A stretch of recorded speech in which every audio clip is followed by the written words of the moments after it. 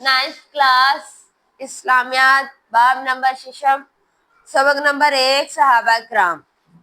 सहाबा कराम रज़ियल्लाहु अन्हा के बारे में हम पढ़ेंगे। पहले थे आप सल्लम के अहले खाना, अब हम पढ़ेंगे सहाबा कराम। उनमें आते हैं हजरत अबू मूसा अशअरी। आप रज़ियल्लाहु अन्हा का नाम अब्दुल्ला और कुनियत अबू मूसा थी। कुनियत अबू मूसा, मूसा के वालिद। आपके वालिद का नाम कैस और आपकी वालिदा का नाम तैयबा था। सबसे पहले नाम की बात करते हैं। अब्दुल्ला, कुनियत अबू मूसा, वालिद का नाम कैस, वालिदा का नाम तैयबा। हजरत अबू मूसा यमन के रहने वाले थे। कहाँ रहते थे? यमन के। आपका ताल्लुक यमन के मशहूर कबीला अशआर से था, इसीलिए आपको अशआरी कहा जाता है। अशआरी मशहूर हैं, कबीले का नाम है, कबीले से जाने जाते हैं। ठीक है। मक्का मुकरमा में इस्लाम का सूरत तलू होने की खबर सुनकर हजरत अबू मूसा अशअरी राह हक की तलाश के लिए, राह हक सही राह के लिए, हक की राह के लिए, सच्चे रास्ते के लिए आप सल्लम की खिदमत में हाजिर हुए और इस्लाम कबूल किया। इस्लाम कबूल करने के बाद आप अपने खानदान को दावत देने के लिए यमन लौट गए। यमन से थे, पहले खुद आए, आके आप सल्लम के पास इस्लाम कबूल किया और फिर अपने घर वालों को दावत देने के लिए दोबारा क्या यमन लौट गए। आपकी कोशिशों से आपके कबीले के 50 अफराद ने इस्लाम कबूल किया। कितने अफराद ने? 50 अफराद ने इस्लाम कबूल किया। आप सल्लम ने यमन पर हजरत अबू मूसा अशअरी और हजरत माज बिन जबल को आमिल मुकर्रा किया। आमिल, उन्हें सिखाने वाला, पढ़ाने वाला, उन्हें दीन बताने वाला। 10 हिजरी में आप सल्लम ने हज का ऐलान फरमाया। कब? 10 हिजरी में ऐलान फरमाया। तो हजरत अबू मूसा अशअरी यमन से हज करने के लिए मक्का मुकरमा हाजिर हुए। हजरत उमर फारूक ने हजरत अबू अशअरी को बसरा और कूफा का वाली मुकर्रा फरमाया। वाली वारिस जिसे कहते हैं कि ये इसका वली है, ये वाली है। ठीक है, उनके हवाले की। आप रज़ियल्लाहु अन्हा ने नहौत अस्फान के इलाके फतह करके इस्लामी सल्तनत में शामिल किए। ये वो इलाके हैं, उन्हें क्या किया? फतह किया और इस पे इस्लाम की हुकूमत क्या कहते हैं, इस्लाम में शामिल किया, इस्लाम की हुकूमत कायम की। बसरा में आप रज़ियल्लाहु अन्हा ने एक नहर खुदवाई जो नहरी मूसा के नाम से मशहूर है। नहर का नाम क्या है? नहरी मूसा। कहाँ पे? बसरा में। हज़रत अबू मूसा अशअरी निहायत जी मुत्तकी किसे कहते हैं? इबादत गुजार, अल्लाह से डरने वाला, परहेजगार और नेक सीरत सहाबा थे। मुत्तकी, इबादत गुजार, परहेजगार और नेक सीरत। खशियत इलाही, तबाए रसूल सल्लल्लाहु अलैहि वसल्लम, तवक्कल, शर्मो हया, उम्मत मुसलमा की खैर ख्वाही, सादगी, खिदमत रसूल, तकवा, परहेजगारी आपकी सीरत की नुमाया औसाफ थी। क्या? दोबारा पढ़ते हैं। खशियत इलाही, इत्तबाए रसूल, खशियत इलाही अल्लाह का हुक्म माना, इत्तबाए रसूल आप सल्लम की अतात करना, तवक्कल अल्लाह पे यकीन, शर्म और हया और क्या कहते हैं, उम्मत मुसलमा की खैर ख्वाही, जो उम्मत मुसलमा आप सल्लम की उम्मत है उनकी बेहतरी, सादगी, खिदमत रसूल सल्लल्लाहु अलैहि वसल्लम, तकवा और परहेजगारी आपकी सीरत की नुमाया औसाफ थी। मतलब ये इनकी सीरत की खूबियां थी। ये इनमें हज़रत अबू मूसा अशअरी को बारगाह रसालत माब में खास कुर्ब हासिल था। कुर्ब आप सल्लम के बहुत करीब थे। ठीक है। आप उन 6 अफराद में से थे जिनको अहदे रसालत में फतवा देने की इजाजत थी। आजकल होता है ना, मौलवी किसी भी बात पे फतवा दे सकते हैं कि ये चीज है, तो ये उन लोगों में से थे जिन्हें फतवा देने की इजाजत थी। बेटे फतवा क्या कहते हैं? ऐसी चीज कि इस्लाम में ये चीज मना है और जिसने आज से किया वो दायरा इस्लाम से निकल जाएगा। जी ठीक है। हजरत अली मुर्तजा रज़ियल्लाहु अन्हा, आप रज़ियल्लाहु अन्हा के बारे में फरमाते हैं, अबू मूसा सर ता पा इल्म के रंग में रंगे हुए हैं। सर ता पाऊं, सर से लेके पाऊं तक کس کے رنگ؟ علم کے رنگ میں رنگے ہوئے ہیں، اتنا زیادہ علم تھا ان کے پاس۔ قرآن و سنت کی اشاعت، اشاعت مطلب اس کی پیروی کرنا، قرآن اور سنت کے مطابق زندگی گزارنا اور اسے دوسروں تک پہنچانے کے لیے آپ رضی اللہ عنہ زندگی بھر کوشاں رہے مطلب کوششیں کرتے رہے۔ آپ رضی اللہ عنہ کا اصول تھا جو کچھ کسی کو معلوم ہے وہ ضرور دوسروں تک پہنچایا جائے، جو کسی کو معلوم ہے وہ ضرور دوسروں تک پہنچایا جائے۔ اگر آپ کو کوئی علم حاصل ہے یا آپ کو کوئی نیک اچھی بات پتہ ہے تو اسے لازمی دوسروں تک پہنچایا جائے۔ جہاں کہیں آپ رضی اللہ عنہ کو چند لوگ اکٹھے ملتے ہیں، آپ رضی اللہ عنہ ان تک کوئی نہ کوئی حدیث پہنچا دیتے تھے۔ حضرت ابو موسیٰ اشعری نے 360 حدیث مروی ہیں، ان سے مروی ہے مطلب انہوں نے روایت کی کہ آپ صلی اللہ علیہ وسلم نے فرمایا۔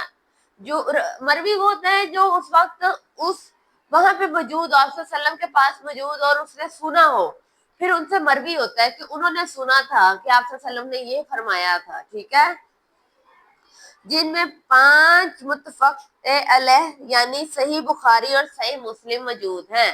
آپ کو بتایا تھا نا صحیح ستہ، قرآن کے علاوہ انہوں نے باقی وہ باقیوں میں ہوں گی، لیکن ان میں سے یہ 50 جو ہے بیٹے یہ صحیح مسلم اور صحیح قرآن کے بعد اگر آپ کہیں سے کیا کہتے ہیں تصدیق کر سکتے ہو سچا ہونے کی کسی بات کی تو صحیح مسلم اور صحیح بخاری ہے یا صحیح ستہ ہے، وہ ٹوٹل 7 ہے، ٹھیک ہے۔ ہاں جی، قرآن مجید کی تلاوت کے ساتھ حضرت ابو موسیٰ اشعری کو غیر معمولی شغف تھا۔ آپ اپنا زیادہ تر وقت قرآن کی تلاوت میں گزارتے تھے۔ آپ کی آواز اس قدر عمدہ تھی کہ آپ صلی اللہ علیہ وسلم فرماتے تھے ان کو لہسن داؤدی سے حصہ ملا ہے۔ آپ رضی اللہ عنہ قرآن مجید کی تلاوت سے اس قدر خوبصورتی اور عمدہ لہجے سے کرتے، سننے والوں پہ سحر طاری ہو جاتا۔ کبھی کبھی کچھ لوگ اتنا خوبصورت قرآن پڑھتے ہیں کہ ایک عجیب سا سحر طاری ہو جاتا ہے، انسان کا دل چاہتا ہے کہ ہم یہ سنتے رہیں، ٹھیک ہے۔ آپ کی آواز ایسی تھی۔ یہاں تک کہ آپ صلی اللہ علیہ وسلم آپ رضی اللہ عنہ کو جہاں قرآن کی قرات کرتے ہوئے سنتے وہیں ٹھہر جاتے۔ خلیفہ دوسرے خلیفہ حضرت عمر رضی اللہ عنہ کو بھی آپ کی قرات بہت پسند تھی۔ آپ اپنے دور خلافت میں فرمائش کر کے ان سے قرآن سنتے تھے۔ حضرت ابو موسیٰ اشعری نے ذی الحج کے مہینے میں 44 ہجری کو وفات پائی۔ وفات کے وقت آپ کی عمر 61 سال تھی۔ حضرت ابو موسیٰ اشعری کی زندگی ہمارے لیے مشعل راہ ہے، مطلب ہم ان کے مطابق زندگی گزاریں گے تو صحیح راستہ دکھانے والے ہیں وہ۔ ہمیں چاہیے ان کی سیرت و کردار کے مختلف پہلو سے رہنمائی حاصل کرتے ہوئے اللہ اور اس کے رسول کی اطاعت کریں تاکہ ہم دنیا اور آخرت میں سرخرو ہو جائیں۔ حضرت ابو موسیٰ اشعری کا اصل نام تھا عبداللہ بن قیس۔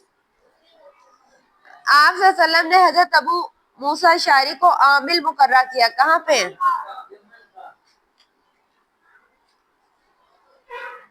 عہد رسالت میں کتنے لوگوں کو فتویٰ دینے کی اجازت تھی؟ 6۔ حضرت ابو موسیٰ اشعری کی سیرت کی سب سے نمایاں وجہ کیا تھی؟ جی، عمدہ لہجے میں قرآن کی تلاوت۔ حضرت ابو موسیٰ اشعری سے مروی حدیث کی کتنی تعداد ہے؟ 360۔ ان کا مختصر تعارف لکھے، پہلا پیراگراف جو ہے یہ لکھ دیں۔ پہلا جواب، پہلا پیراگراف۔ حضرت ابو موسیٰ اشعری اسلام کے بارے میں آپ کیا جانتے ہیں؟ اس میں دوسرا پیراگراف آئے گا۔ پہلے انہوں نے خود اسلام قبول کیا، پھر انہوں نے واپس یمن چلے گئے، اپنے گھر والوں کو دعوت دی اور اس کے بعد انہوں نے اپنے قبیلے سے یمن سے 50 لوگوں کو مطلب اسلام قبول کروایا۔ ان کی دینی اور علمی خدمات بتائیں۔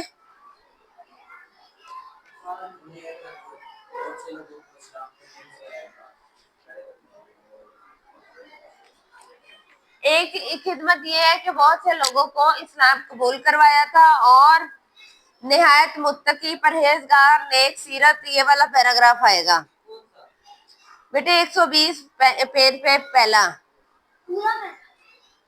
جی بیٹے پورا، یہ ان کی نمایاں اوصاف تھی.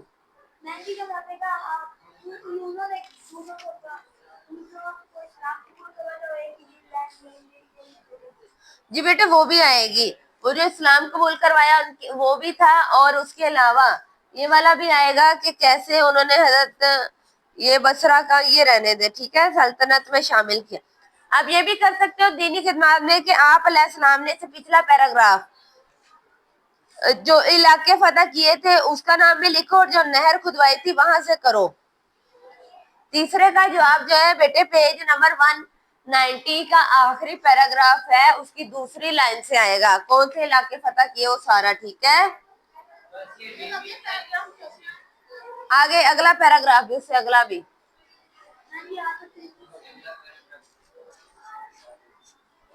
اس سے پانچواں چوتھا ہے حضرت ابو موسیٰ اشعری کی قدر و خوبصورت، کس قدر خوبصورت عمدہ لہجے میں تلاوت کرتے تھے. میں بتاتی ہوں، آپ رضی اللہ عنہ قرآن کی تلاوت کس قدر خوبصورتی اور عمدہ لہجے سے کرتے کہ سننے والے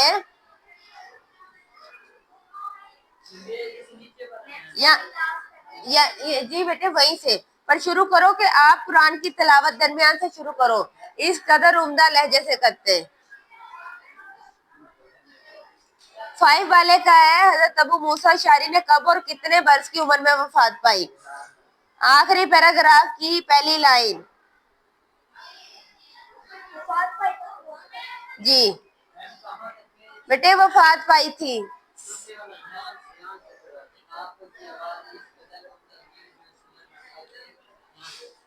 ٹھیک ہے. قرآن و سنت کی اشاعت کے والے سے ابو موسیٰ اشعری کی خدمات. ہاں جی اس کی خدمات بولو حبیب بیٹے بولو.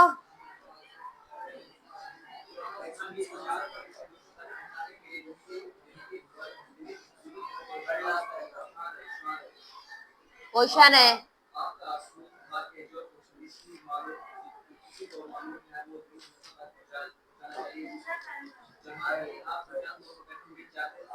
جی اس کا جو ہے تیسرا پیراگراف 120 پیج پہ یہ والا آئے گا. قرآن و سنت کی اشاعت اسے دوسروں تک پہنچانے کے لیے زندگی بھر کوشاں رہے، ٹھیک ہے. جی یہ سارا ہو گیا، ٹھیک ہے. جی بیٹے پورا پیراگراف. ہمارا چیپٹر مکمل ہو گیا ہے. کل ہم انشاءاللہ نیا چیپٹر شروع کریں گے. آج کے لیے اتنا کافی ہے. اللہ حافظ.